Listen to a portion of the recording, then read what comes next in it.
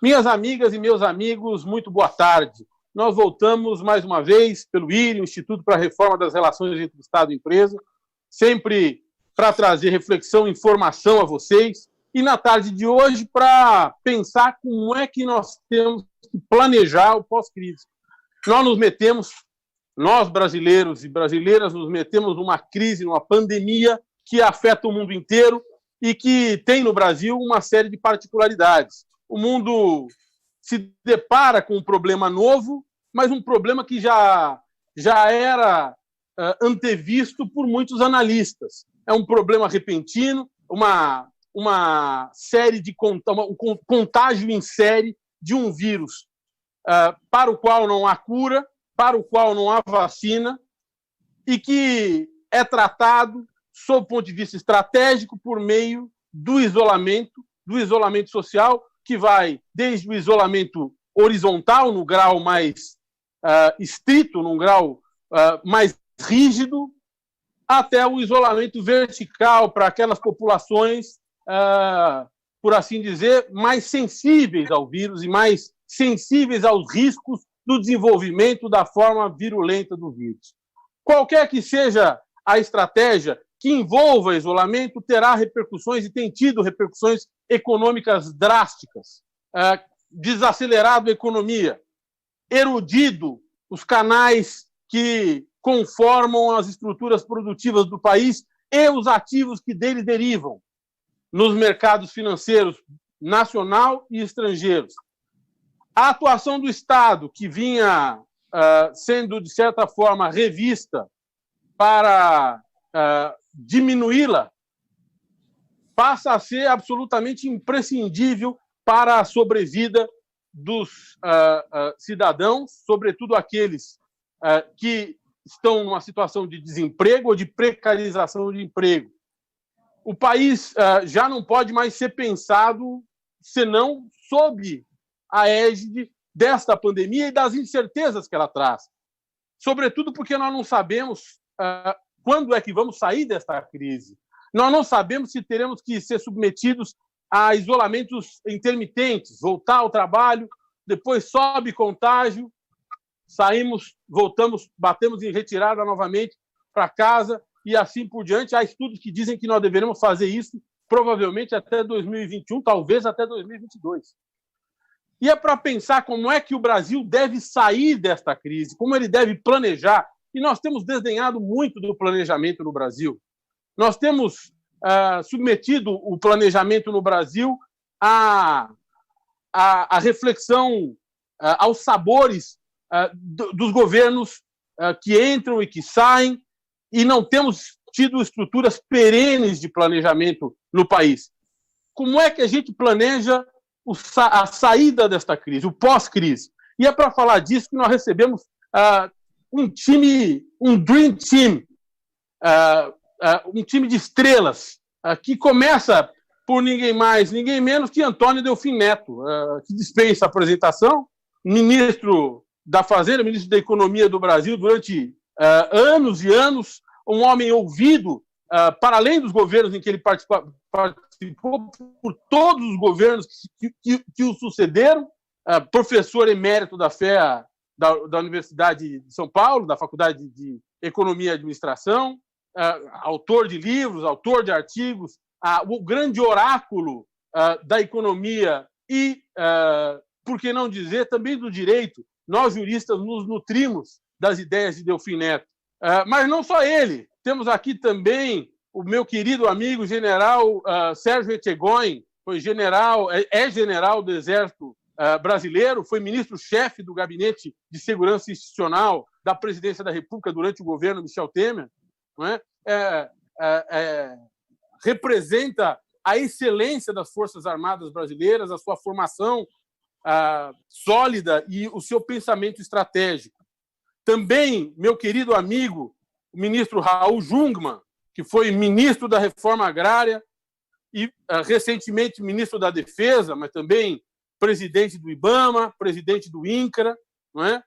E que é uma figura que conhece o Estado, as entranhas do Estado como poucos. Foi deputado federal em 2006, 2002, 2006 e 2014, né? Vereador de Recife em 2012. O ministro Jungmann conhece o Leviatã como poucos. E, por último, mas dentro do meu coração, meu querido amigo, sócio, ministro Valdir Simão, que também é outro grande especialista no Estado brasileiro, nas suas peculiaridades. O ministro Simão, que foi ministro do Planejamento, foi ministro da Controladoria Geral da União, ministro-chefe da CGU, foi presidente do INSS, secretário de Turismo, secretário de Fazenda do Distrito Federal, passou por todos os cargos da administração pública.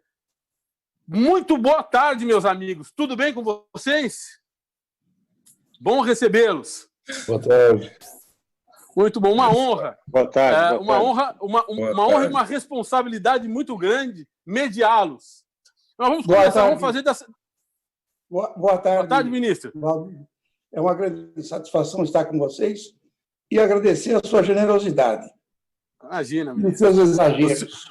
O senhor merece todos os elogios. Nós vamos fazer, ministro Delfim, uma fala introdutória de cada um de vocês, a começar pelo senhor. Por favor, o senhor tem a palavra. Muito obrigado. Bom, em primeiro lugar, eu acho o seguinte: nós já estávamos numa situação muito precária antes de que tudo isso acontecesse. Nós tínhamos uma dificuldade fiscal gigantesca, iniciada, na verdade, em 2012, quando eu imagino que a presidente Dilma começou uma política um pouco voluntarista, depois, desejando se eleger a qualquer preço, acentuou isso, passou a eleição, entramos numa recessão muito séria, depois houve tudo o que nós conhecemos, o impeachment. Quando começou o governo Temer, a situação já era muito, muito grave do ponto de vista fiscal.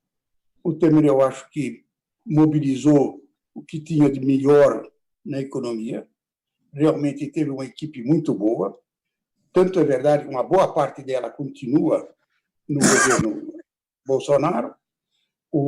Mais do que isso, ele construiu um certo parlamentarismo de ocasião, ele é um político jeitoso, sabe que é impossível administrar o Brasil sem que o Congresso esteja com o governo, sem que o Congresso e o governo tenham um nível de entendimento importante. Conseguiu, na verdade, fazer as coisas caminharem. Quando, agora, em 2019, nós ainda tínhamos uma grande redução da demanda global, acontece, no início de 2020, o coronavírus, que produz uma redução ainda maior da demanda. Mas a coisa mais trágica disso é que ele produziu uma enorme queda da oferta. O que os economistas podem falar sobre isso é muito pouco e é muito ruim. É que, haja o que houver, provavelmente duas coisas são seguras. Vai haver uma enorme recessão. Eu suspeito que é coisa para 6%, se não for mais, do PIB, e vai ter uma enorme pressão desinflacionária. Ou seja, nós não vamos ter problema de inflação. Dito isso, eu volto para o grande drama nosso hoje, que é como enfrentar o Covid-19. Eu acho que o governo está fazendo as coisas corretas. Não se trata mais de um problema econômico. Nós estamos diante daquilo que o Leviatã deve fazer, ao qual nós cedemos uma parte da liberdade para que ele nos garanta a segurança. O que ele deve fazer? Ele é o atendedor de última instância da sociedade nas graves crises, em caso de guerra, em caso de pandemia. Portanto, é um problema moral. O problema econômico ele é menor diante da exigência moral de que o Estado, como defensor final da nossa segurança, coordene nossas atividades de tal forma que a gente sobreviva esse período com o menor risco de óbitos. Eu acho que é isso que nós estamos tentando fazer.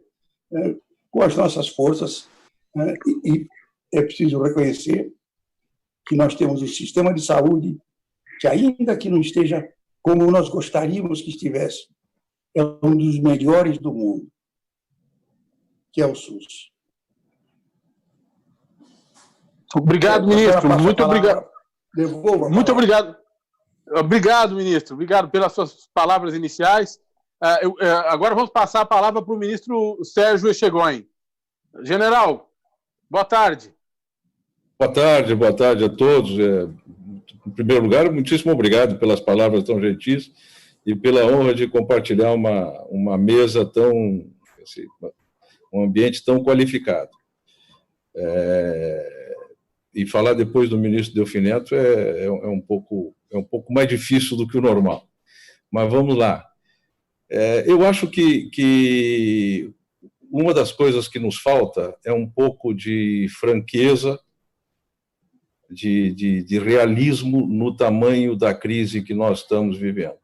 O ministro Delfim Neto classificou como enorme a possibilidade ou o tamanho eventual da recessão, da desinflação, e esse é o tamanho da crise. Nós estamos vivendo a maior crise que as nossas gerações têm memória, não tem nada parecido com o que a gente está vivendo, né?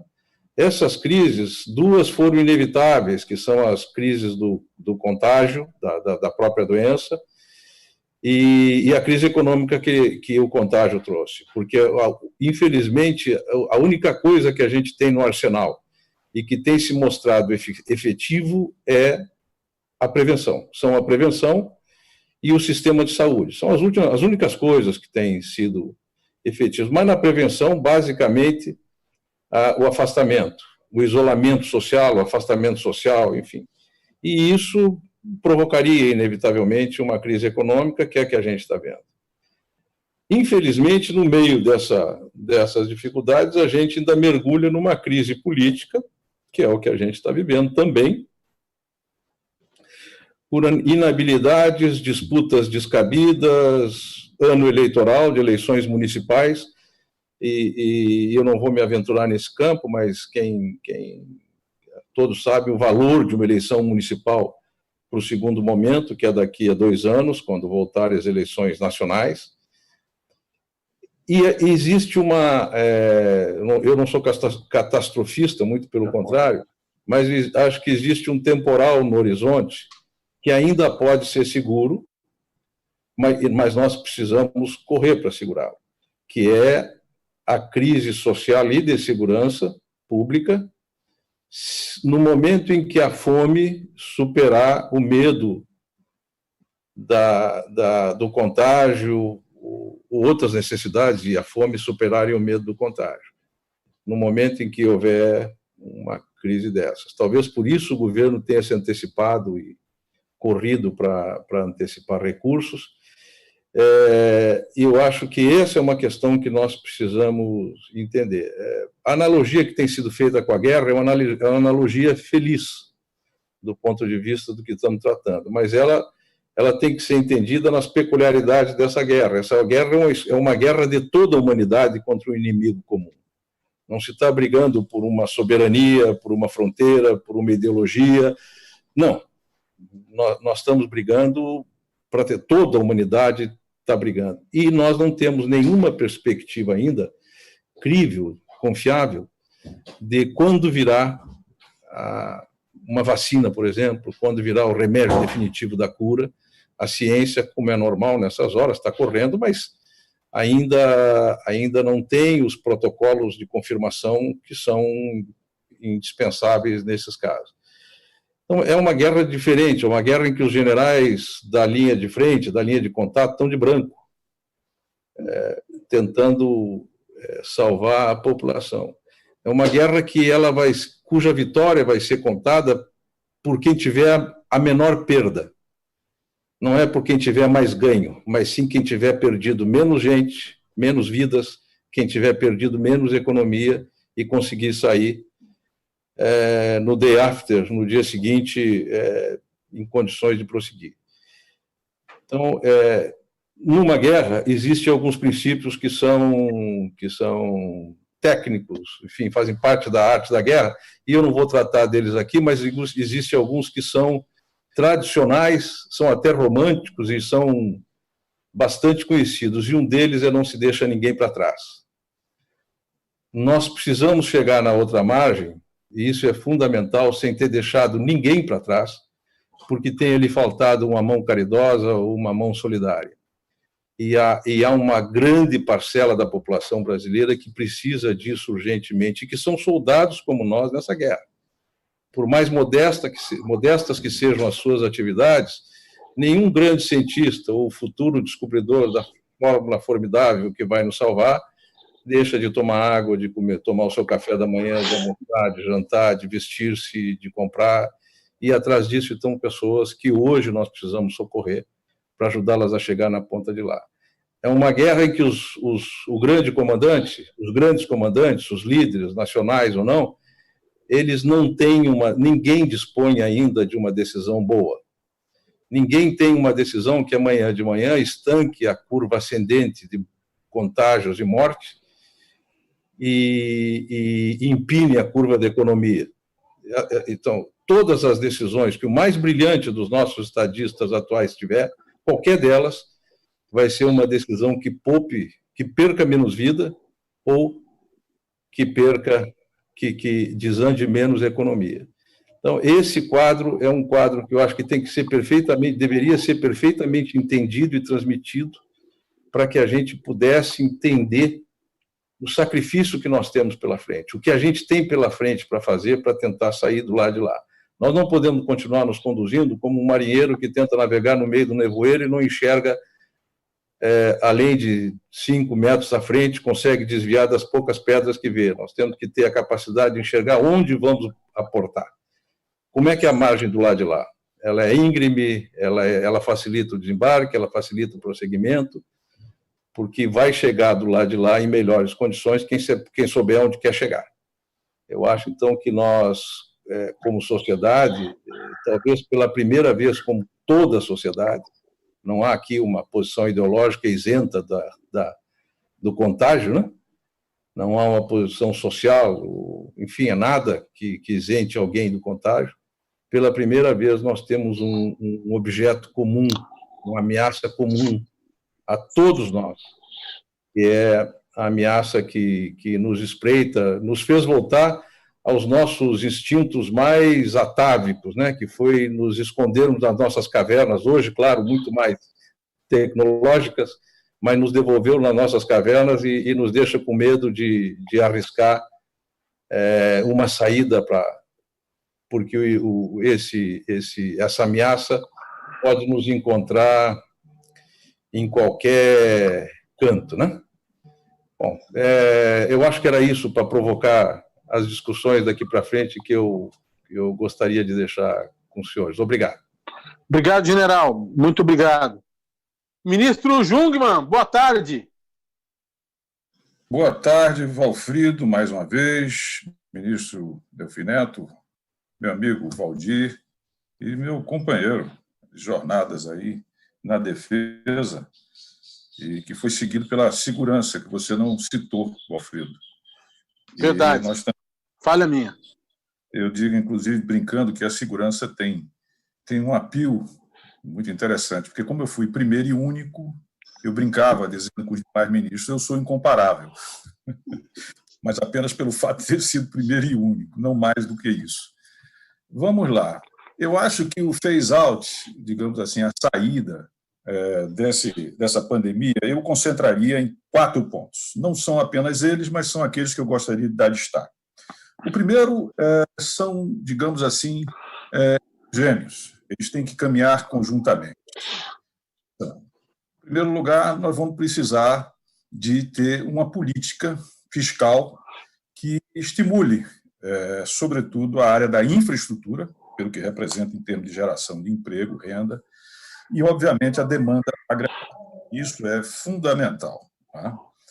E, agora, é preciso ter cautela com relação aos programas que estão sendo, as linhas de crédito, programas, os subsídios que estão sendo dados, porque eles afetam, e é o segundo ponto, que é o que eu chamo do irmão gêmeo, que é a questão da solvência fiscal do Estado. Ou seja, nós precisamos continuar com as reformas, né? Fizemos a previdenciária, ainda que não ainda assim, um bom avanço, sem sombra de dúvida, mas nós temos reformas que nós temos que enfrentar.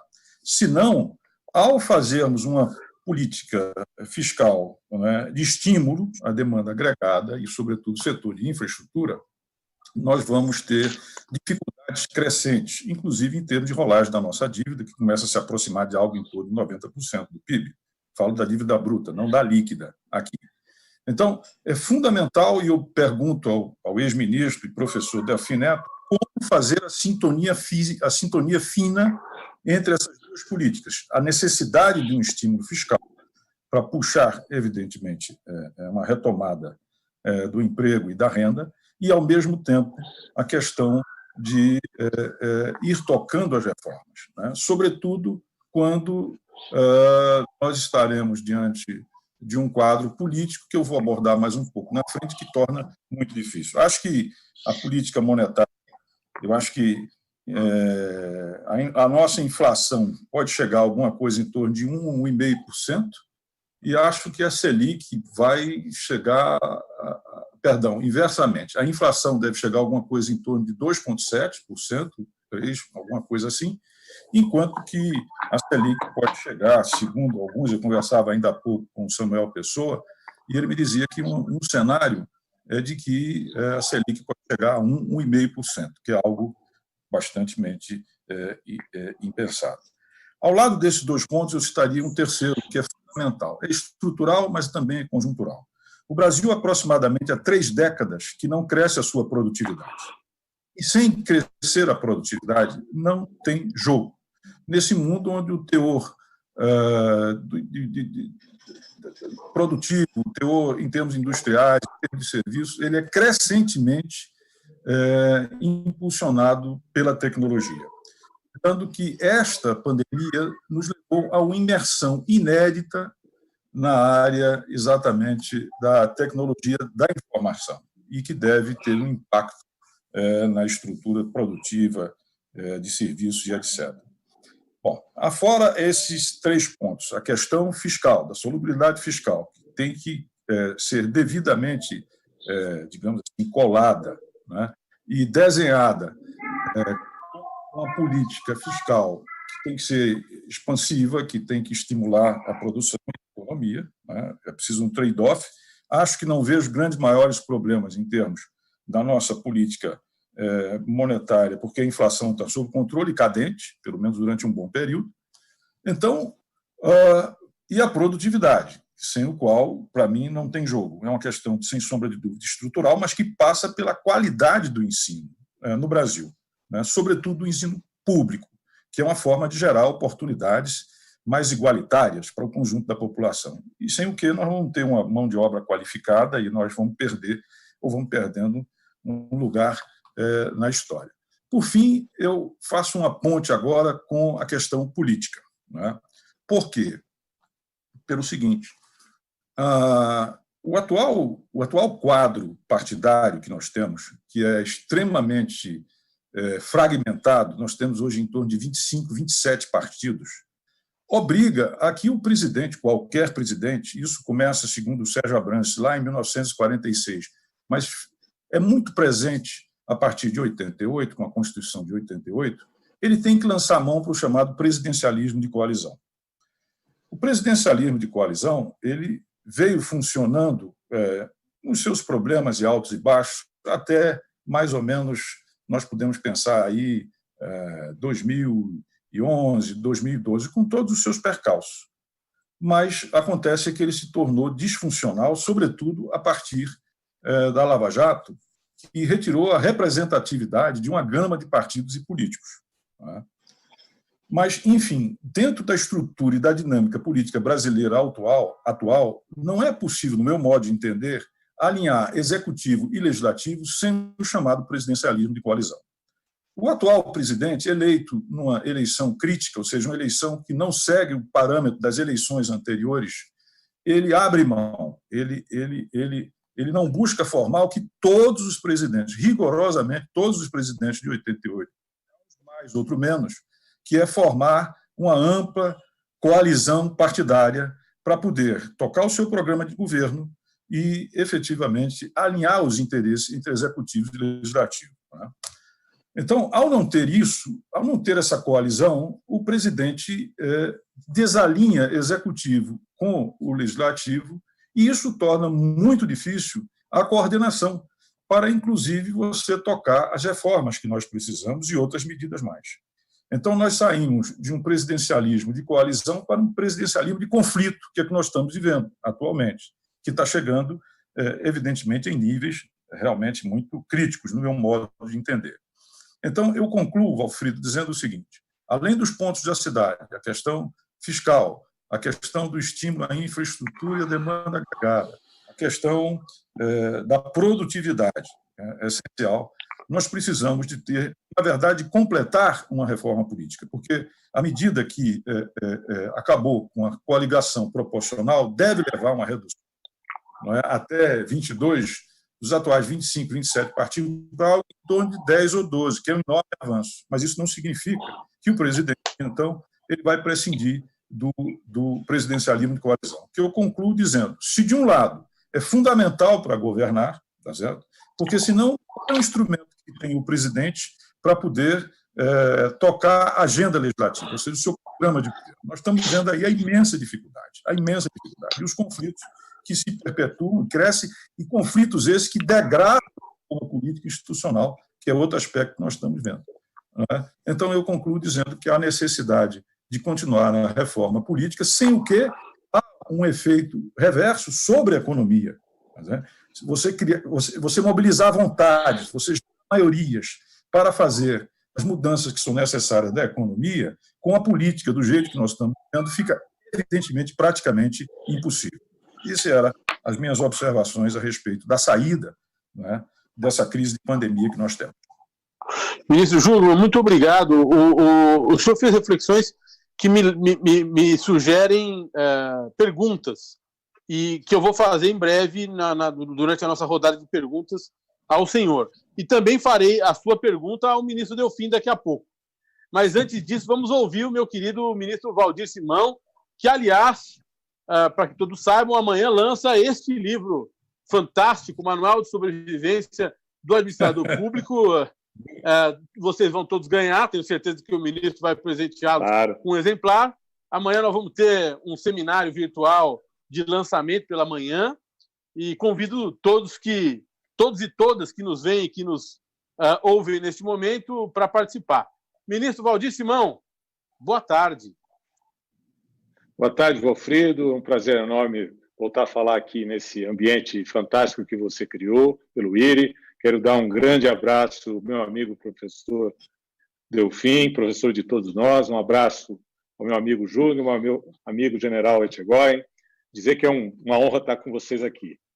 Eu queria aproveitar, o bom de falar no final é que a gente aproveita as falas anteriores para tentar ter alguma ideia, alguma luz, né? Mas eu queria aproveitar e fazer minha abordagem sobre a ótica do planejamento governamental.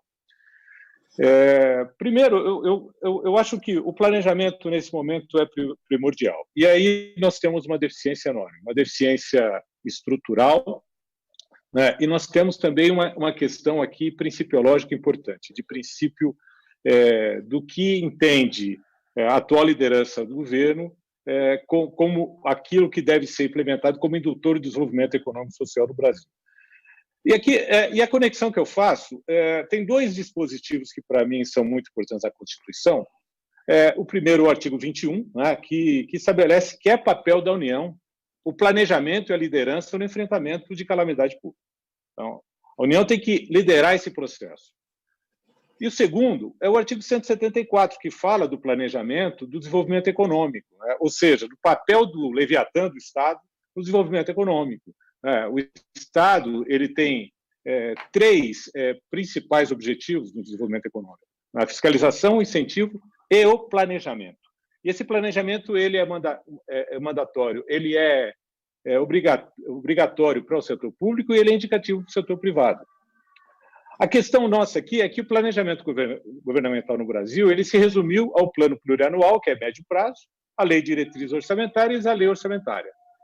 Nós não temos aqui uma estratégia de desenvolvimento, uma estratégia de longo prazo.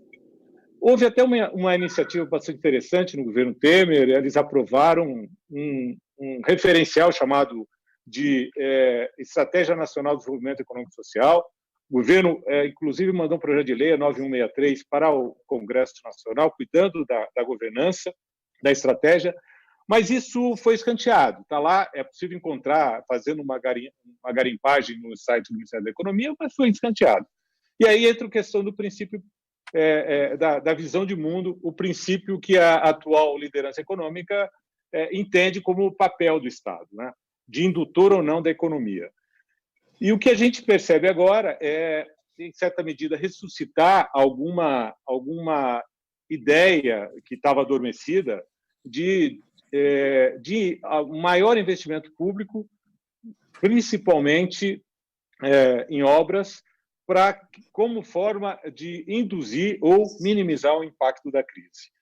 O que eu penso, assim, Valfrido e meus amigos, é que nós temos um problema grave, né, de planejamento, e planejamento governamental importa em ter estratégia, em ter governança que remete a uma liderança adequada, pactuada com a sociedade, importa em ter ações bem estruturadas que possam ser monitoradas inclusive pela própria sociedade, né, e importa numa prestação de contas efetiva, né.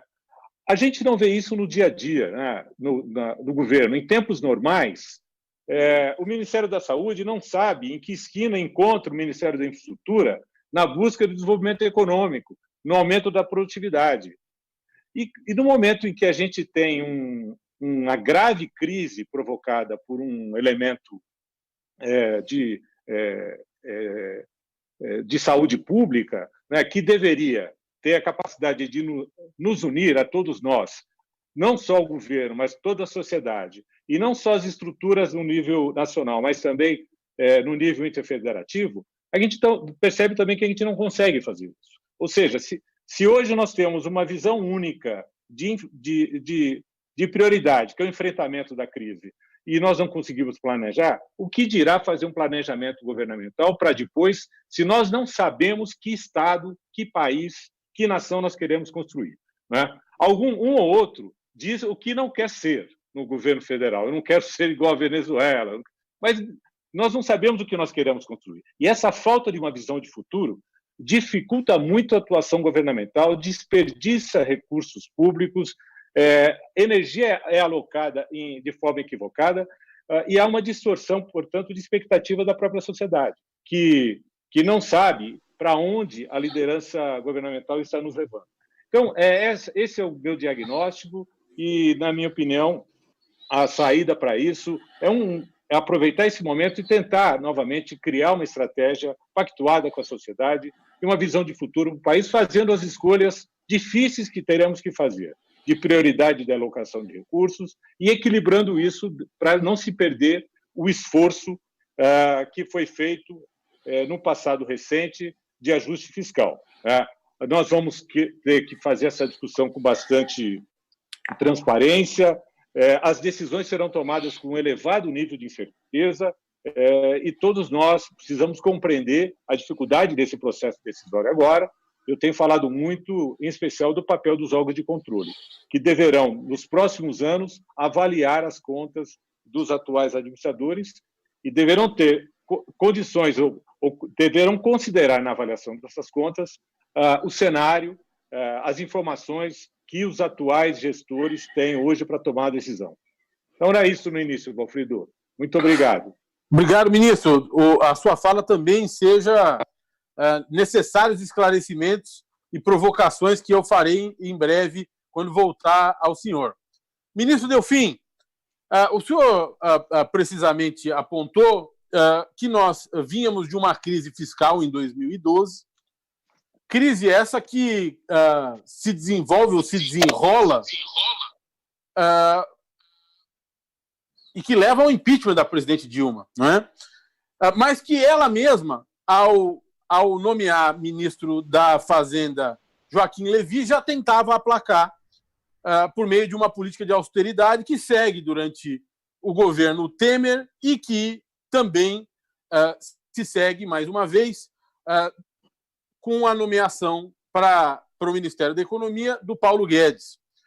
Essa política de austeridade, que de certa forma empurra as reformas a que o ministro Jungmann se referiu, reformas que também têm a finalidade de diminuir gastos e de rearranjar contas orçamentárias, ela é surpreendida pela pandemia e pela necessidade de se gastar dinheiro para mitigar os efeitos colaterais adversos da pandemia.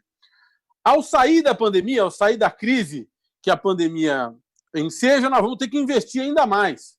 Como é que a gente faz para pegar o mote do ministro Jungmann para compatibilizar o problema fiscal que nós temos e a necessidade de investimento? É emitir dinheiro? Como é que a gente faz isso, ministro?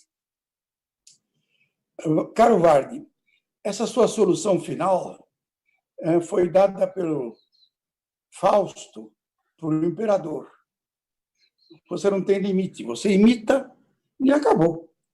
Só que a gente se esquece que o Estado não produz nada.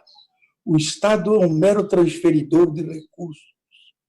O Estado é o mecanismo que nós encontramos, como eu digo, para resolver um problema grave, que é o equilíbrio entre a liberdade e a segurança. Nos momentos graves como este, o problema da liberdade perde o sentido, a segurança se sobrepõe a tudo isso, mas antes de continuar, eu gostaria de dizer que, na verdade, as exposições do general Etchegóin, do nosso ministro Jungmann e do nosso querido Valdir, que é um dos mais, eu tenho como um dos mais competentes burocratas weberianos que eu conheci. De forma que elas se complementam. Todas elas acabam terminando nessa sua colocação. Uma coisa é segura, o Estado está hoje fazendo um mecanismo de transferência poderosíssimo para conseguir o seu objetivo fundamental, como eu disse, que é o objetivo moral de minimizar o número de óbitos. Na minha opinião, não vai ser muito mais possível você pensar numa sociedade como nós tínhamos antes do coronavírus. Daqui para frente, nossa política fiscal vai ter que ser, sim, controlada, mas vai ter que incorporar, provavelmente, algum mecanismo de proteção para os menos favorecidos. E, simultaneamente, começar a aplicar todas as coisas que foram ditas tanto pelo ministro Jungmann, como o Valdir, como pelo Etchegóin. Ou seja, o Etchegóin resumiu tudo numa coisa interessantíssima. Quer dizer, a nossa guerra hoje não é para acabar com o inimigo, é para reduzir as nossas baixas. Então, eu acho que nós vamos ter que entender que a solução não é abandonar o equilíbrio fiscal. Sem o equilíbrio fiscal, nós nunca vamos a lugar nenhum e nunca iremos. Nós perdemos, na verdade, o Jungmann levantou isso bem, a produtividade do Brasil. Faz 30 anos que o Brasil está em plena subdesenvolvimento. Há 30 anos que a nossa renda per capita, em dólar estável, declina no mundo. E com relação ao mundo, ou seja, nós estamos nos atrasando com relação ao mundo há mais de 30 anos. A recuperação disso envolve, e aqui o que o Valdir disse com clareza, envolve uma concepção de que país nós queremos e aonde nós queremos ir. É preciso realmente, e ele tem toda a razão, nós destruímos a concepção de planejamento. Ela ficou reduzida ao plano plurianual. nós jogamos fora um instrumento fundamental que tivemos no passado, que era um duto de projetos de infraestrutura com taxas de retorno adequadas e ordenadas, e, simultaneamente, para financiá-los, tínhamos o imposto único sobre combustíveis e lubrificantes. O Valdir pode explicar melhor do que nós como realmente nós tínhamos montado um sistema em que os projetos não paravam. Não adianta, mudava ministro, mudava presidente, e no regime autoritário, e não terminava nem parava. Terminava um governo, começava outro, mas todos os projetos eram financiados pelo mesmo sistema, que era automático, de forma que não tinha fim de ano.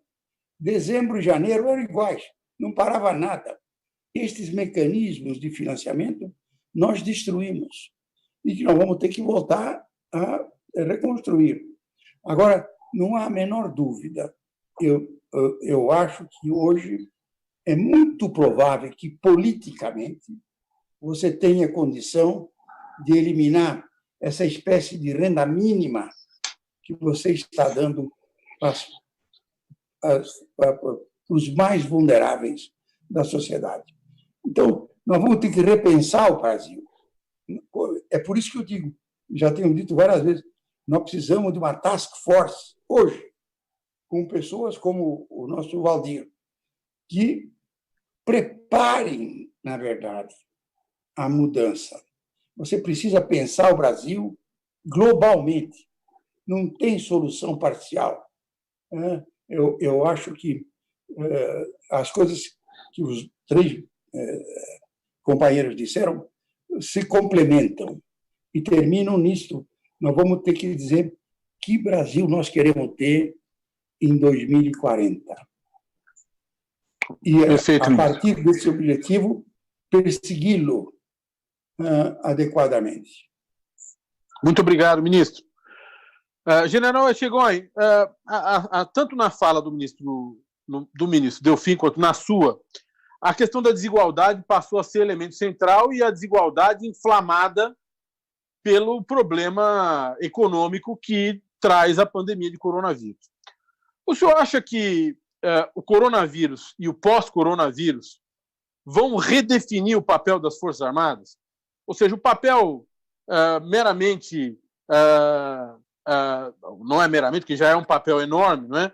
Mas o papel de defender o país, fazer a defesa interna do país e defendê-lo contra o invasor externo, esse papel talvez se desdobre na necessidade de atender a população mais carente e de se articular a outros mecanismos de Estado para aplacar um pouco o sofrimento dos nossos irmãos e irmãs brasileiros neste momento e nos momentos que se seguirão à crise?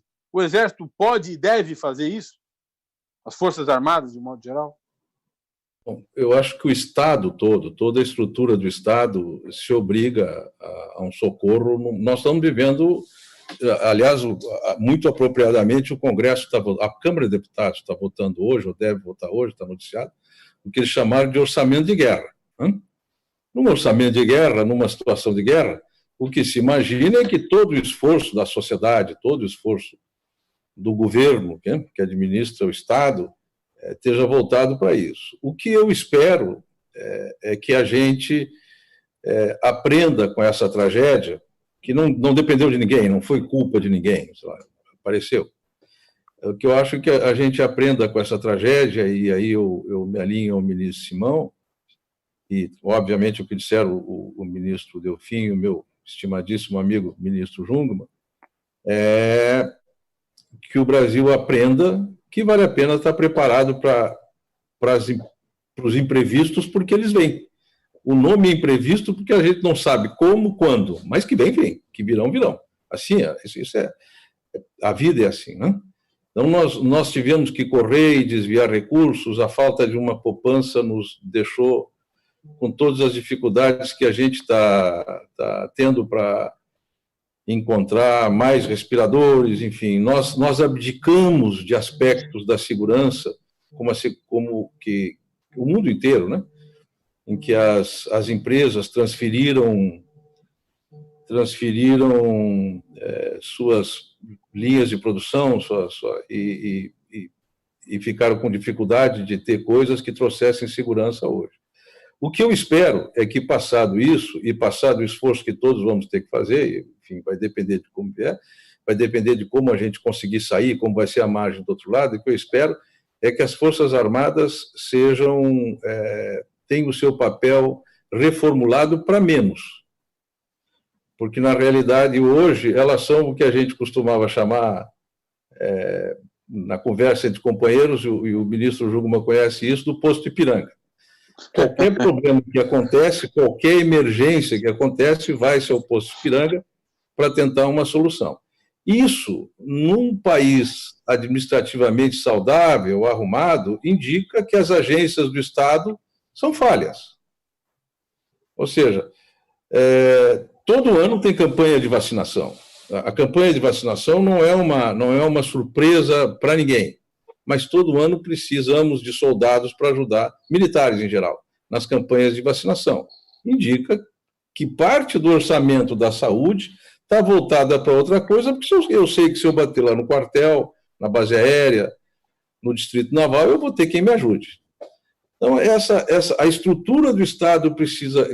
A nossa dificuldade orçamentária, eu não vou me aventurar pelo caminho do ministro Delfim, mas, enfim, as amarras orçamentárias que a gente tem e as dificuldades em repartir tão pouco recurso, eles terminam por sobrecarregar quem está sempre de prontidão, quem está sempre disponível para fazer. Eu espero que a gente tenha a possibilidade de refluir para ter Forças Armadas voltadas para aquilo que elas interessam, sempre disponíveis para para os imprevistos, para aquilo que sempre, porque a Força Armada, como ela tem presença nacional, tem capacidade de comando e controle, ou seja, comunicação, planejamento, ela está sempre disponível, mas não como coringa a ser sempre acionado, porque isso reduz até a preocupação dos gestores das outras agências do Estado. Muito obrigado, general. Ministro Jungmann, vou fazer uma pergunta agora para o senhor. Nós já estamos fazendo aqui 52 minutos, 55 minutos de transmissão. Devemos ir por mais uns 20, 25, 30 minutos no máximo, com uma audiência extraordinária, que faz perguntas de maneira enlouquecida, que bate palmas para vocês. Vocês têm fãs de todos os lados, são verdadeiros Rolling Stones da administração pública. Ministro Jungmann, deixe-me fazer uma pergunta. O senhor falou de reforma política, né?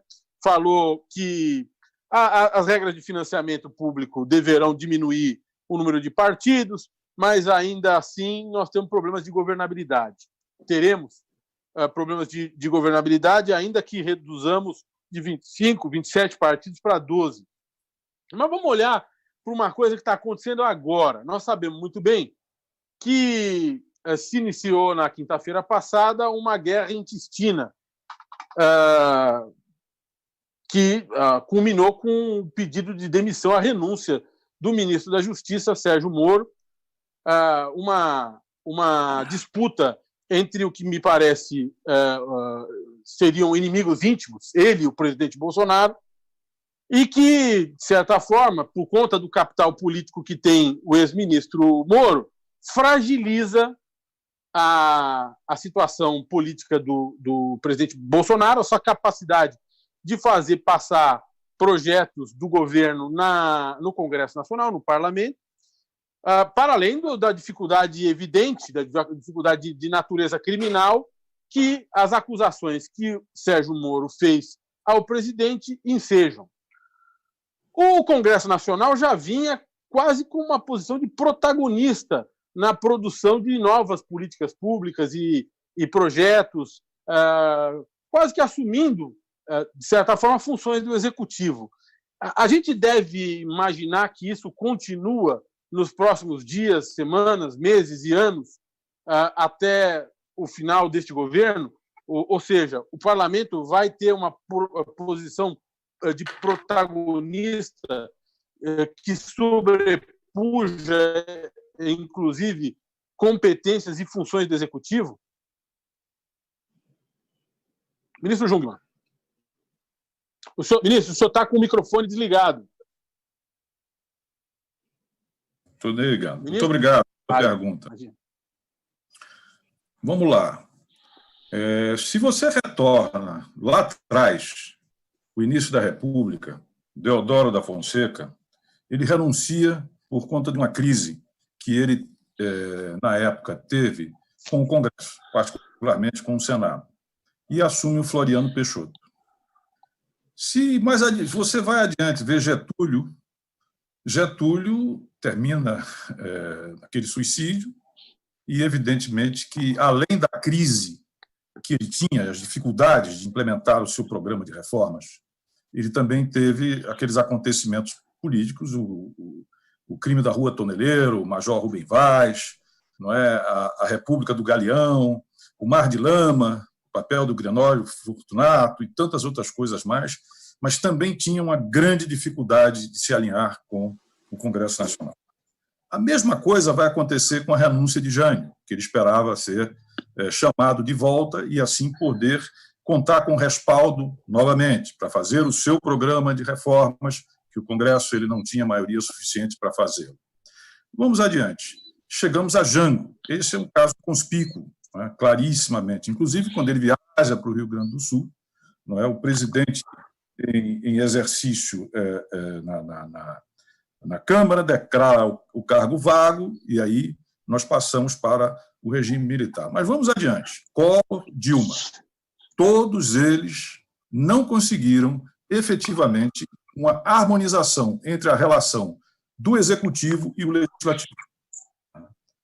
E aí, as duas saídas históricas que nós temos é o seguinte: ou bem fecha-se o Congresso, ou bem cai o presidente. Em todos esses casos.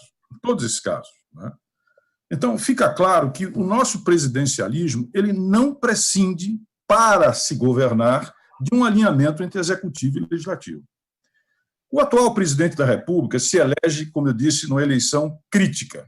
Por que crítica? Porque ele rompe todos os parâmetros das eleições anteriores de 88 até aqui. Não tem palanque, não tem recurso, não tem tempo de televisão, não é? Só para ficar em alguns deles. E se elege com uma forte base nas redes sociais. Parêntese, redes sociais que aumentam a nossa produtividade, a nossa comunicação, e hoje não estamos tão sozinhos, porque estamos exatamente nas redes sociais, mas que representam também uma ameaça à democracia. Por quê? Porque se redes sociais são importantes para, como na Primavera Árabe, derrubar governos, ou para apelar do poder alguns e colocar outros, elas, de forma alguma, se compatibilizam com a governança, a capacidade de governar. Então, o presidente atual se elege numa eleição de ruptura, mas não houve ruptura na institucionalidade. O Congresso continua funcionando como dantes, o Supremo como dantes, os órgãos de controle como dantes. Então, o presidente adota uma ótica da antipolítica, mas a política que vem da eleição dele, claro, né? E, sobretudo, da perda de representatividade da política, digamos assim, tradicional. Ao abrir mão de fazer a política e a ferramenta que se tem, quer se queira, quer se não, dado as características do nosso presidencialismo, tá certo? O Congresso se elege com uma pauta, né? O Congresso se elege com uma pauta, o presidente com outra. A fragmentação que você tem, o fato de que os presidentes eleitos de 88 para cá, o seu partido não tinha mais do que 20%, a concentração de recursos na mão do Executivo, né? E cria-se o trade-off, que popularmente se chama o toma lá, dá cá, e que veio também crescendo nos seus vícios, né, ao longo do tempo. O presidente, eticamente, diz: olha, não quero fazer isso. Mas, muito bem, o que é que ele põe no lugar? Ele não tem o que pôr no lugar. Então, ele passa a uma política de confronto. Este confronto, ele se espraia, evidentemente, pelos poderes da República. E ele se choca crescentemente, deteriorando o clima institucional. Bom, muito bem. O que fazer com relação a isso? Bom, a continuidade do processo de reforma ou o recuo que ele está fazendo nesse momento, em que ele passa a negociar com o Centrão. Só que aí isso pode se transformar num beijo da morte, porque o Centrão é tradicional, pragmático e é o revés, por assim dizer, simbolicamente, da antipolítica, né? Com relação à crise vivida com o ministro Moro, eu tenho uma opinião muito particular, que eu, inclusive, expressei ao ministro Moro, que, aliás, teve um comportamento conosco absolutamente liano e republicano, como nosso sucessor, que é o fato de que ele veio para Brasília, que é um terreno inóspito para ele, na medida em que ele foi o grande condutor da Lava Jato, e ele feriu de morte alguns e outros nem tanto, mas que era essencialmente a política que nós tínhamos, em nome da ética, em nome do combate à corrupção. Muito bem. A partir daí, ele passa a viver uma relação com o presidente tumultuada. Em outubro, novembro do ano passado, tem a crise do Valeixo. A crise do Valeixo começa lá atrás e ela se conclui agora, tá certo? O ministro, então, ele pede demissão no auge dessa crise e eu acho que, a partir do pedido do Procurador-Geral da República, ele tem uma situação delicada, porque, ao fazer as denúncias ao presidente da República, as quais eu não entro aqui no mérito, nem nos cabe, ele, evidentemente, ou as comprova, e aí fica numa situação difícil, porque se ela remete a fatos passados, por que não levou a conhecimento público ou tomou as providências? Se não os toma, ele evidentemente vai ficar numa situação de credibilidade muito difícil. Mas, em resumo, é que, de fato, as condições de governar, eu acho que nós vamos continuar convivendo com essa situação conflitiva, difícil de ser remediada. Querendo lembrar duas coisas para encerrar. A primeira delas é de que essa pandemia, tem uma característica que o ministro Delfim Neto destacou, mas eu quero aqui também reaproveitá-la, de que ela é intermitente. Ela é intermitente. Ou seja, ela não vai de uma vez por todas. Ela vai e volta, ela vai e volta. Isso afetando, evidentemente, o Estado, o funcionamento, as instituições, a economia, né? E a segunda coisa, e aí eu dirijo a pergunta aos demais, e em particular ao ministro Delfim Neto, é o seguinte: como será o mundo, agora não só o Brasil, depois disso? Como ficam as cadeias de valor? Como decifrar se nós vamos acelerar um processo de integração produtiva, cultural, econômica, ou se nós vamos ter um retorno ao nacionalismo, tá certo? E uma revisão das regras da globalização como elas aconteciam até aqui. O Brasil precisa decifrar isso. O Brasil tem que decifrar isso para poder se inserir exatamente nesse novo mundo. E aí nós não estamos bem. Hoje a diplomacia do Brasil realmente nos deixa muito a desejar, e esse é um problema que nós também precisamos separar. Obrigado. Ministro Jungmann, muito obrigado, brilhante fala. Eu vou fazer uma pergunta ao ministro Valdir e depois vou abrir espaço para vocês interagirem entre vocês, fazerem perguntas entre vocês, e aí é o espaço adequado para o senhor fazer essa pergunta para o ministro Delfim e para os demais. Ministro Valdir Simão, o senhor fez menção à necessária reforma do Estado para fins de inserir uma estrutura de planejamento que pressupõe, evidentemente, uma concepção de Estado, né?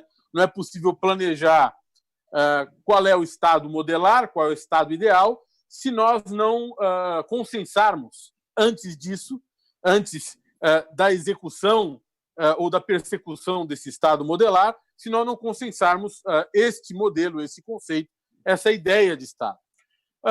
E nós perdemos, basicamente, o Ministério do Planejamento, o ministério que o senhor ocupou, né? Que já também havia sido degradado nas suas funções básicas, ou suas funções ideais, porque não era um criador de planejamento público, de políticas de planejamento, não é? Há muito tempo. Nós, de fato, precisamos criar uma estrutura perene de planejamento. Mas como é que nós fazemos para compassar essa estrutura perene de planejamento, ministro Valdir, à democracia, aos processos democráticos, não é? Uma hora nós temos Lula e Dilma, que pensam o mundo de um jeito, depois nós temos Temer, que estava no governo Lula e Dilma, mas não estava e pensa o mundo de outro jeito, e depois vem Bolsonaro, eleito pela população, porque querem um Estado ainda diferente desse que foi concebido durante o governo do PT e depois do governo do Temer e assim por diante. Como é que a gente faz para ter uma estrutura de planejamento que não oscile tanto ao sabor das ideologias, ou melhor, menos do que ideologia, das narrativas, né? E, em segundo lugar, não será necessário uma reforma drástica do regime jurídico do servidor público, do funcionalismo público, de modo a modernizar a relação do Estado com o seu servidor, né? Em primeiro lugar, para dizer ao servidor o que se espera dele, segundo, para capacitar o servidor, e, em terceiro, para não sujeitar o servidor a um controle quase que, digamos assim, de brutal injustiça, que pune a iniciativa, né? Que bloqueia bens indistintamente, e aí por diante. Eu queria que o senhor falasse um pouco sobre isso. Bem, Valfrido, esse é o grande desafio. Como é que você compassa a agenda de planejamento com a agenda democrática? E a resposta é uma só. Você precisa legitimar a agenda por intermédio do processo democrático, mas numa agenda de longo prazo. Como disse aqui o professor Delfim, em 2040, por exemplo, o governo Temer tentou fazer uma estratégia com uma visão de 2031, colocou em consulta pública, mas isso precisa ser pactuado com a sociedade. O grande problema é que a gente está vivendo um momento ainda de fratura, né, de desconfiança da sociedade com o sistema político e com o sistema governamental. Quer dizer, houve um movimento pendular, né, em que se enxergou que o excesso na proteção estatal, principalmente aos mais desassistidos, poderia, em algum momento, significar incompetência ou corrupção, né? E a saída foi, olha, então vamos lá para o outro canto dessa tabela, de forma que o Estado não tenha um papel forte de intervenção na atividade econômica e também na proteção social, e que isso seja o próprio indivíduo acabe cuidando disso no seu dia a dia. Nós não podemos esquecer que a proposta inicial de reforma da Previdência da equipe do ministro Paulo Guedes previa um sistema de capitalização, ainda que fosse voluntário, mas a partir do momento que você escolhesse, passaria a ser definitivo para o seu caso. Então, e aí, o que a crise está nos mostrando? Que haverá necessidade, como disse o ministro Delfim, o general Etchegóin também, o Raul, de um Estado que ofereça proteção aos menos desassistidos. Aliás, esse é o princípio da República, né? É o fundamento, o objetivo da República estabelecido na Constituição. É garantir bem-estar social para as pessoas. E interessante disso, Valfrido, é que, se você analisar a estrutura, a organização do SUS, ela é tudo aquilo que o governo, que o Estado brasileiro precisa do ponto de vista de organização e de planejamento. Porque ela importa uma articulação interinstitucional no nível federal muito forte, uma articulação interfederativa, uma articulação entre o setor público e o setor privado, que provê também o serviço de saúde de caráter complementar, uma articulação com um sistema de pesquisa e desenvolvimento de medicamentos. Enfim, o que nos falta exatamente é a compreensão de que o Estado terá um papel que pode ser de maior ou menor intensidade, de acordo com o governante eleito, mas que, ao final, tem que ter uma visão de futuro única. E essa visão de futuro única, seja o aumento da renda per capita, o que quer que seja, ela precisa guiar todas as estruturas de governo federal, precisa ser compatibilizada também com planos de desenvolvimento regional, porque a gente está falando de um país continental e ainda muito desigual. E tem que considerar também aquilo que nós temos limites de recursos. Aqui eu lembro, general Etchegóin, nas minhas aulas de gestão de recursos de defesa, né, do princípio do ponto culminante de ataque. Né? Não adianta você avançar muito se não tiver condições de sustentar a sua estrutura depois, por exemplo, na área de saúde. O que nós temos hoje de estruturas na área de saúde que não foram concluídas ou não foram colocadas em operação porque os municípios não têm capacidade de contratar médicos, equipamentos, é um desperdício enorme. Então, é esse planejamento macro que considere os recursos, considere a expectativa da população, é que precisa ser reconstruído.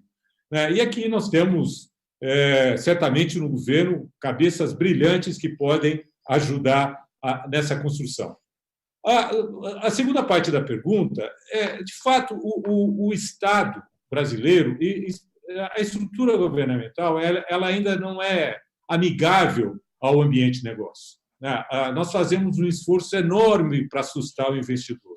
E eu sempre fui, como administrador público, como servidor público, defensor da simplificação da desburocratização, não só para acesso aos serviços públicos, mas quanto para o investimento.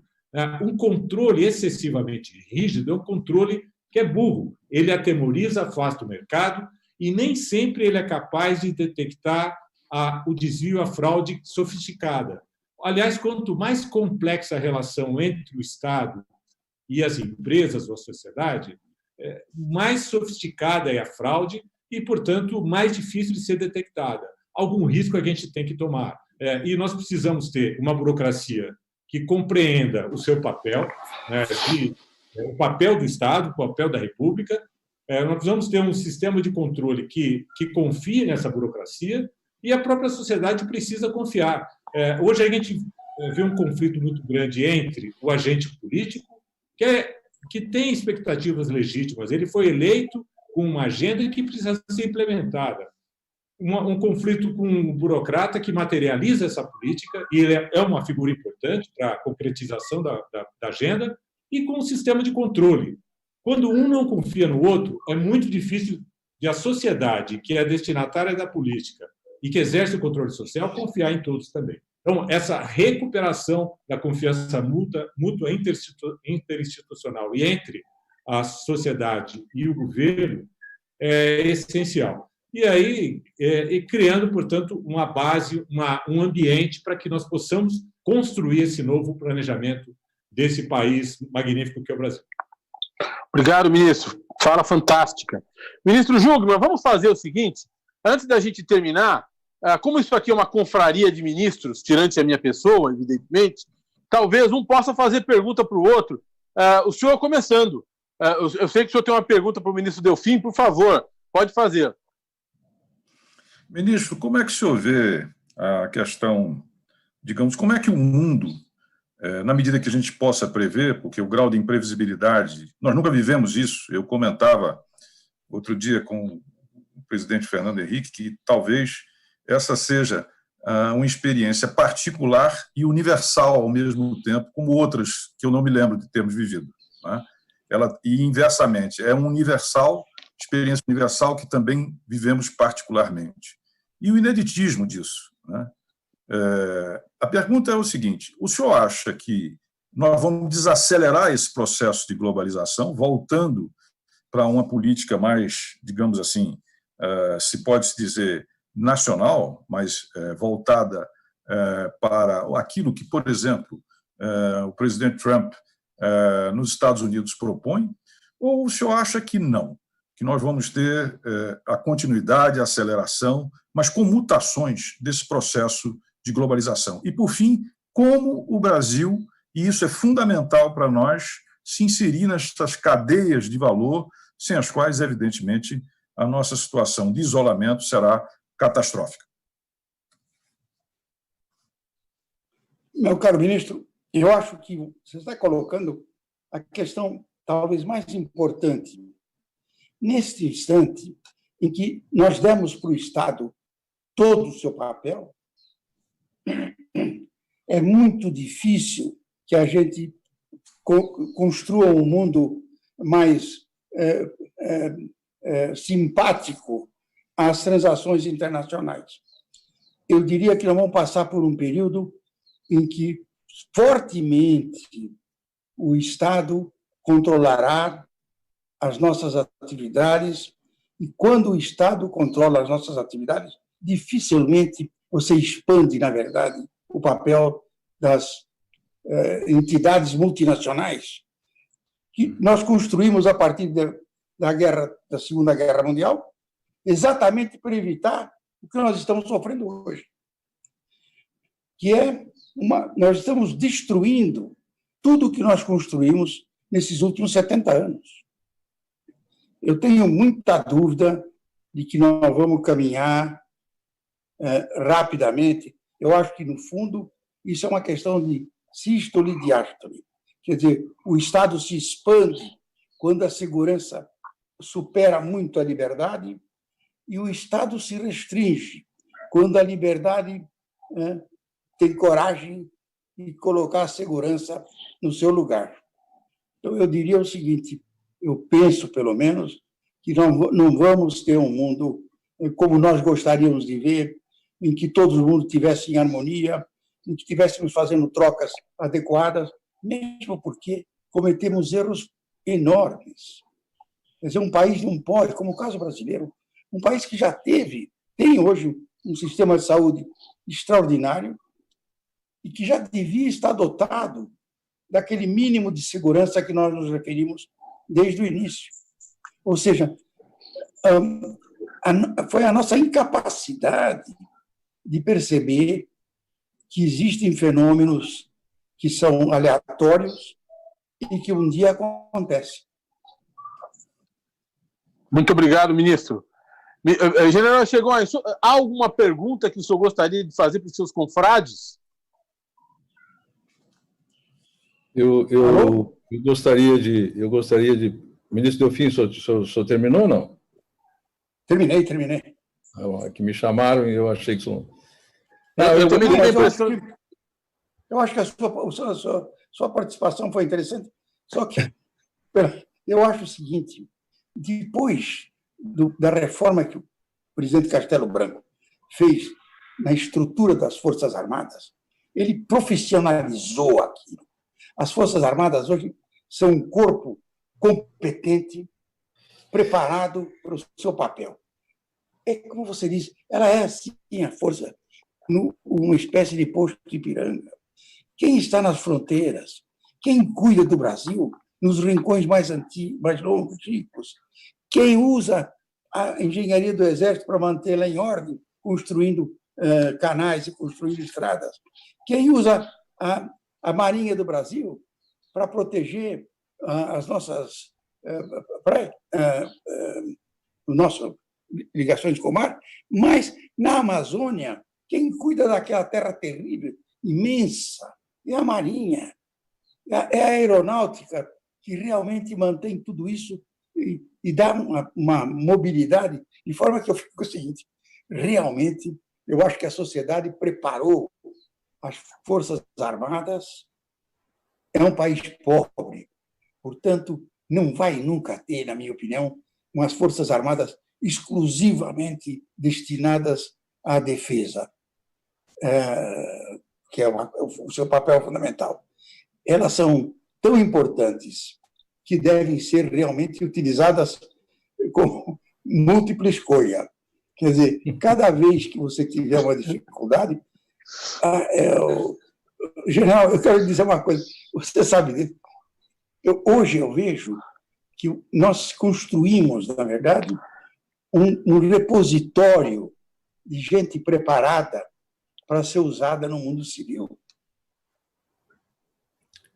O que eu tentei responder, e eu acho que o senhor tem razão, é que as Forças Armadas estão sempre disponíveis, têm uma capacidade de planejamento, uma capacidade de se fazer presente, que estão sempre disponíveis. O que acontece muitas vezes, e que é por isso que eu espero que se modifique, é a renúncia de da administração em alguns níveis em se preparar para tratar de determinadas questões que são previsíveis. E aí era a pergunta por onde eu ia perguntar ao ministro Simão, porque ela sabe que quando aquela previsão vier com o calendário certo, como, por exemplo, eleições, campanhas de vacinação e outras, ela vai lá pedir socorro. Essas coisas é que eu lhe digo. Obviamente, as Forças Armadas têm uma participação fundamental no desenvolvimento do país, e o senhor conhece isso é histórico, né? Isso é histórico, o senhor conhece bem isso, e é isso que nos identifica com a sociedade em grande parte. É isso que identifica as suas Forças Armadas com a sociedade, em grande parte. O que a gente ainda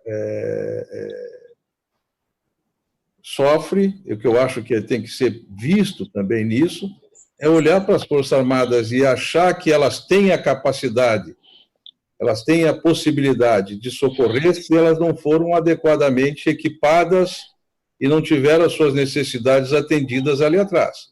Não adianta esperar que a Marinha, que as forças possam transportar e instalar, por exemplo, numa crise dessas, hospitais de campanha que nós precisamos, se lá atrás eles foram achados que aquilo era uma não necessidade, aquilo era uma coisa sem importância e que não merecia prioridade.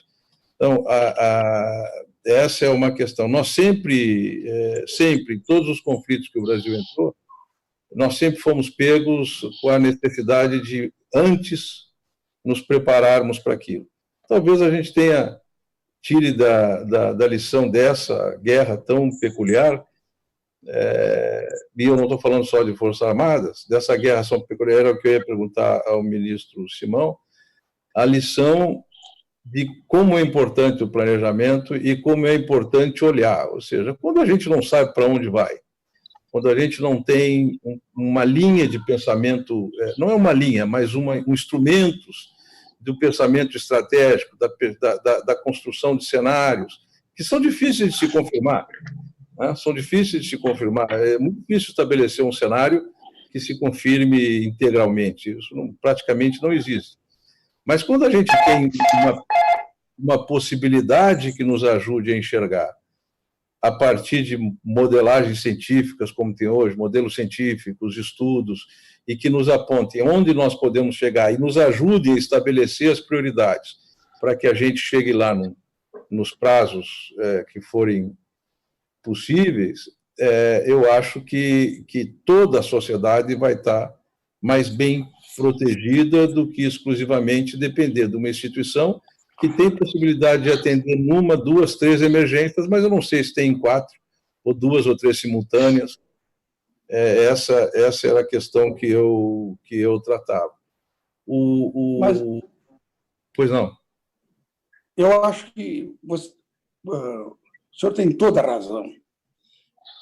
Elas fazem parte desse pensamento estratégico que vai construir o porto a qual nós queremos chegar. Elas fazem parte integrante desse processo. E vocês têm um ditado muito interessante: quem dá a missão tem que dar o recurso. Então, o que diz o ministro Valdir, aquele planejamento democrático, consensual, aprovado pela sociedade, vai incluir o papel importante. Uma das suas vertentes é isto: umas Forças Armadas profissionais, que servidoras do Estado, separadas da política e a serviço do país. Então, eu acho, viu, professor Delfim, em general, eu acho que esse é um tema central. O que me chama a atenção, primeiro, claramente falta uma estratégia e falta uma liderança, né, para essa condução de futuro.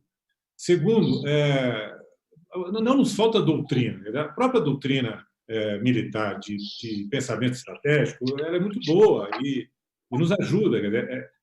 Nos gabinetes de crise que eu participei, que você tinha a presença ali de um militar, você via uma certa organização e resolutividade, né, nas decisões. E aí eu parto para uma segunda dimensão, quer dizer, o planejamento é importante, mas a execução é mais importante. Quer dizer, o planejamento é uma diretriz, mas a execução do dia a dia ela é essencial, ela precisa ser feita com muito cuidado, com muita qualidade, até porque você não tem muitos recursos. Né? E planejar adequadamente importa também saber que tem coisas que nós não vamos conseguir fazer, né? E nós vamos ter que postergar determinadas decisões. Nós vamos ter que construir cenários, como disse aqui o Etchegóin, né, para situações em que, eventualmente, reservar recursos, instrumentos para cenários que não vão se realizar. Isso não pode ser enxergado como desperdício. Né? Então, essa nova concepção é que precisamos guiar daqui para frente. Eu espero que essa crise nos ajude a criar essa consciência, né? Que as pessoas percebam. Me chamou muita atenção no enfrentamento dessa crise e não ter uma face de quem é o líder. É um ministro da Saúde dando os seus coletivos, mas não me pareceu que ele era o líder do enfrentamento. E não precisa ser necessariamente o presidente da República, mas precisa ser alguém mandatado pelo presidente da República, que tem a liderança necessária para coordenar as estruturas de governo. E essa gestão da crise no dia a dia, ela é essencial. Quer dizer, a execução do dia a dia, ela é essencial. E nesse aspecto, eu vejo um certo assim conflito hoje de visão. Eu queria ouvir aqui, aproveitando, fazendo uma pergunta também para o ministro Raul Júnior, o conflito de visão do burocrata do dia a dia, de quem está na execução do enfrentamento, com a agenda política do Congresso Nacional. Como é que a gente consegue conciliar as duas coisas? Para não ter, de um lado, voluntarismo, né, que ele é nocivo, né, para a boa aplicação dos recursos públicos, e, do outro lado, você também tenha uma conciliação de atendimento de expectativa, até porque, falando do Congresso Nacional, você tem ali representantes legítimos da sociedade. Eu não tenho a menor dúvida. O Valdir, na verdade, a minha proposição é de que você precisa ter instituições capazes de manter o sistema funcionando automaticamente. Quer dizer, eu lembro de novo, você precisa de um J-POT, onde você vai pondo os projetos de infraestrutura ordenados pela sua taxa de retorno. Você precisa de alguma coisa parecida com o Imposto Único de Combustível e Lubrificantes. Financiando isso, é uma ligação em que o ministro da Fazenda não pode pôr a mão, se puser vai ser preso. Ou seja, o planejamento ele vai se executando automaticamente. Não tem fim de ano. O bom planejamento não segue ao calendário. O bom planejamento, janeiro é exatamente igual a dezembro do ano passado. Ou seja, não tem interrupção. Eu estou convencido, esse foi um dos equívocos da Constituição de 88, em que o sistema tem coisas fantásticas. A Constituição de 88, na minha opinião, é das melhores do mundo em matéria de princípios e de direitos, porque ela foi feita por pessoas que estavam todas lá, que tinham sido muito machucadas pelo regime autoritário e que colocaram como objetivo principal, na verdade, a defesa da liberdade pessoal. E isso é muito bom, nós temos que continuar com isso, mas nós temos que complementar com coisas mais eficientes para realmente construir o investimento, que é o instrumento fundamental para você fazer crescer. Mas eu acho que suas ideias são, como sempre, aliás, são perfeitas. Muito bom, ministro Delfim. Ministro Jungmann, suas ponderações sobre a fala do ministro Valdir, talvez, seus comentários. Bom, eu tenho 4 ponderações rápidas, começando pelo que disse há pouco o ministro Delfim. É verdade, nós temos uma carta constitucional que, em termos de valores, princípios, garantias, direitos, ela é excepcional. Mas veja bem, na raiz da crise que nós estamos vivendo atualmente, nós temos 2 problemas que não foram devidamente equacionados pela Constituição de 88. Primeiro, a questão da corrupção, e, sobretudo, a corrupção que se através do sistema político que levou a praticamente uma quase falência da representatividade, tá certo? Que nos leva exatamente à questão da formação da vontade nacional. Quando se fala em projeto, e o país precisa ter projeto, precisa ter rumo, mas se ele não tiver um mecanismo que processe e produza uma vontade política, não há planejamento. Se torna simplesmente uma carta de intenções.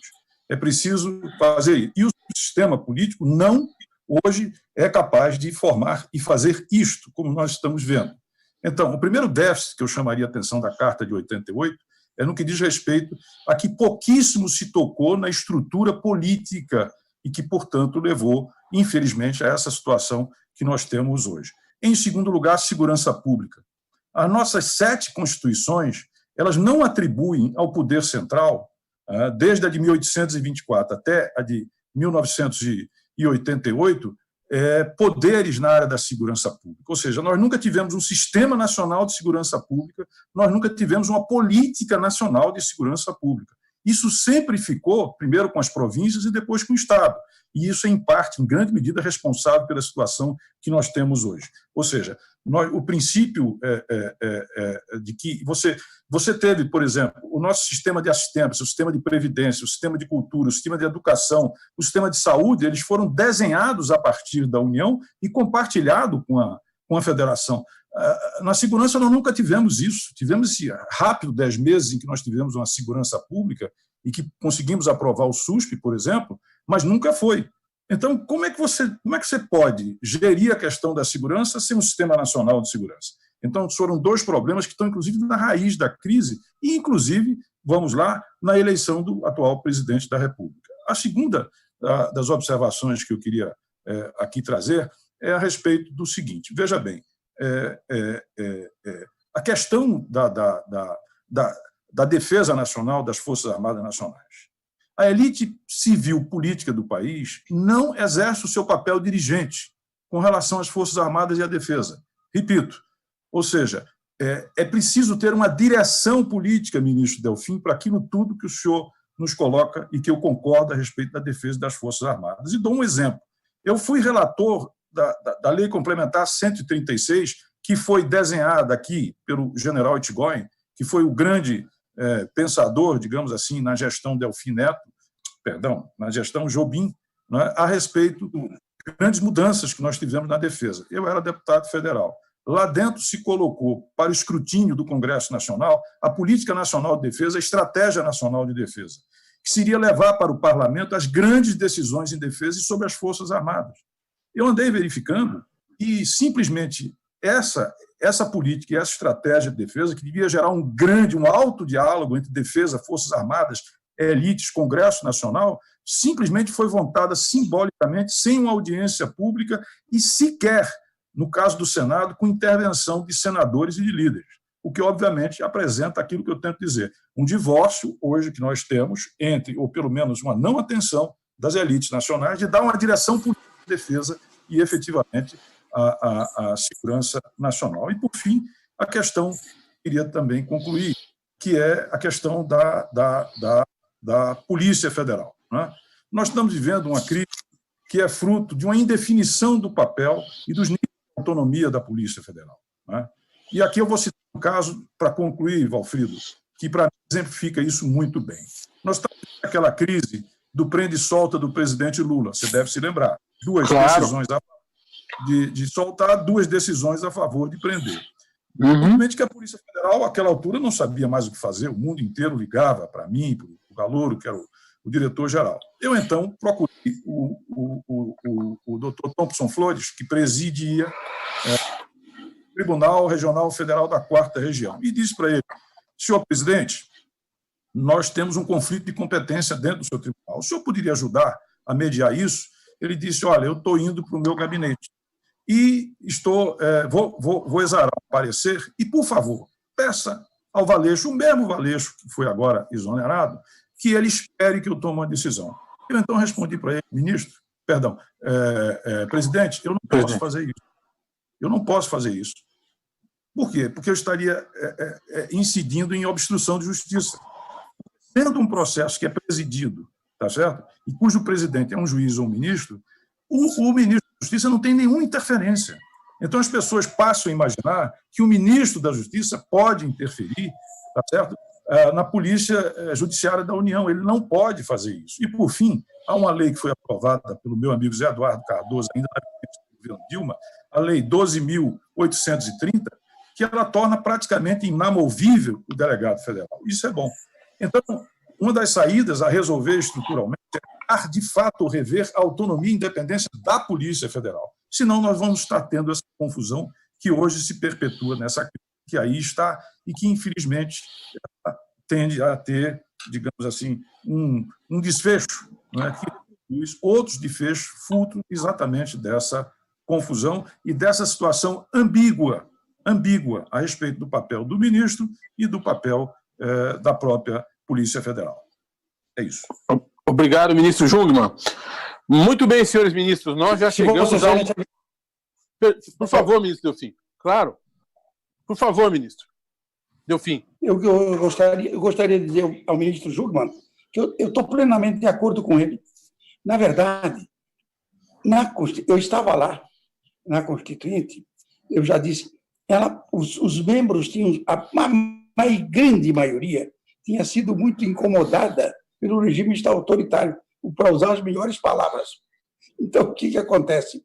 A liberdade era o valor essencial, a segurança. E aqui eu acho que o ministro tem toda a razão quando diz que nós não queríamos discutir o problema fundamental da segurança. Foi por isso que ela ficou jogada para estados e municípios. Na verdade, eu acho que ele está apontando coisas que são e que, de fato, você precisa um dia fazer uma curetagem na Constituição para retirar aquilo que é excedente. Ela chega a regular transfusão de sangue. Ou seja, nós precisamos, e eu acho que o Jungmann tem toda a razão, quando o grande problema, realmente o máximo problema, é uma reorganização da política. Muito obrigado, ministro Delfim. Bom, senhores, nós já temos aí 1h30 de transmissão. Infelizmente, não podemos continuar. Me dói o coração, porque o papo está delicioso. O número de espectadores é gigantesco, quase 1.000 espectadores. Vocês estão de parabéns pelo, bom, como sempre, um nível altíssimo e, ao mesmo tempo, com grande objetividade, com grande clareza.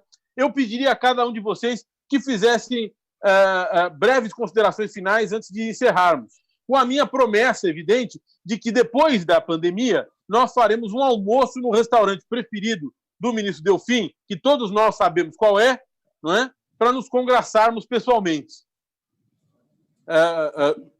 Ministro, por favor, ministro Delfim, suas palavras finais. Não, eu gostaria simplesmente de dizer que fiquei muito feliz, muito honrado de participar desta reunião, na companhia sua, Valfrido, e de 3 grandes ministros que deram uma contribuição muito importante para o aperfeiçoamento das instituições no Brasil. Muito obrigado. Eu que agradeço, ministro. General Etchegóin, suas palavras finais, por favor. Muito obrigado, Valfrido, pela honra, pela distinção de ser convidado para esse bate-papo no meio de tantos craques, né? E cumprimento virtualmente, um abraço, que é tudo que a gente está conseguindo fazer hoje, um abraço virtual muito afetuoso aos meus companheiros de debate, o ministro Delfim, o ministro Jungmann e o ministro Simão. Enfim, eu acho que a gente tem uma batalha muito dura, não vai ser fácil, mas nós sempre comemoramos o dia seguinte, nós sempre tivemos o que comemorar no dia seguinte, né? É um país que soube se reinventar, se redescobrir e encontrar saída sempre. Somos árbitros muito severos e críticos muito severos de nós mesmos, mas certamente nós vamos saber encontrar e caminhar para o aperfeiçoamento. Que todas as perdas, as tragédias, as dificuldades que nós estejamos atravessando nos ajudem a crescer. Felicidades a todos e cuidem-se, vale a pena se cuidar. É o único remédio, a única Obrigado, ministro arma que está no nosso arsenal. É pura verdade, ministro. Ministro Jungmann, suas palavras finais. Basicamente, fique em casa. É importante você ter a noção de que, ficando em casa, você não só está poupando a sua vida, não só está poupando a vida dos seus familiares, mas está poupando a vida de pessoas que você não conhece. E esse é um ato de solidariedade. E eu acho que a gente precisa, mais do que nunca, nesse momento, reforçar isso, poupar vidas, que é o bem maior que nós temos e que uma sociedade tem que cuidar. Por isso, fique em casa. É a sua contribuição. E quando passar, você vai poder dizer e conversar que, olha, eu dei a minha contribuição para que mais vidas fossem poupadas, para que a gente saísse mais rápido disso. E tenha certeza, dias melhores virão. Um grande abraço, muito obrigado à generosidade do Valfrido. A companhia do ministro Antônio Delfim Neto sempre nos honra. General Etchegóin, a melhor das expressões que nós temos de patriotas e de militares, o senhor representa. E o Valdir, em termos da técnica, em termos da administração, em termos dos princípios éticos, também igualmente. Muito obrigado a você que nos acompanhou até aqui e dias melhores virão. Obrigado. Obrigado, ministro Jungmann.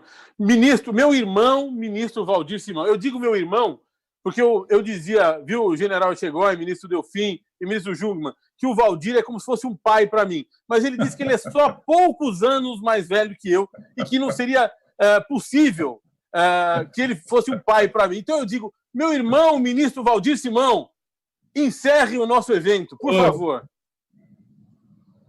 Valfrido, obrigado. Foi uma honra, um prazer, uma alegria poder rever os amigos aqui virtualmente e aprendi muito.